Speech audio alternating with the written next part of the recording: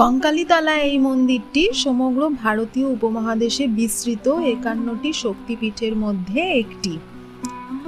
ধর্মীয় গ্রন্থ অনুসারে ভগবান শিবের শ্বশুর রাজা দক্ষ একটি যজ্ঞের আয়োজন করেছিলেন, যেখানে রাজা দক্ষ ভগবান শিব এবং মাতা সতীকে, যিনি রাজা দক্ষের কন্যা ছিলেন, আমন্ত্রণ পাঠাননি, কারণ রাজা ভগবান শিবকে তার সমতুল্য মনে করতেন না। যখন দেবী সতী এটি জানতে পারেন তখন তিনি খুব খারাপ বোধ করেন এবং আমন্ত্রণ ছাড়াই সেই যজ্ঞে পৌঁছানোর সিদ্ধান্ত নেন। এরপর রাজা দক্ষ যজ্ঞস্থলে ভগবান শিবকে অপমান করেন, যা মাতা সতী সহ্য করতে পারেননি এবং তিনি হবনকুণ্ডে ঝাঁপিয়ে পড়েন। ভগবান শিব এই বিষয়টি জানতে পারেন। এরপর তিনি সেখানে পৌঁছে হবনকুণ্ড থেকে দেবী সতীর দেহ বের করে তাণ্ডব নৃত্য করতে শুরু করেন, যা সমগ্র ব্রহ্মাণ্ডে আলোড়ন সৃষ্টি করে।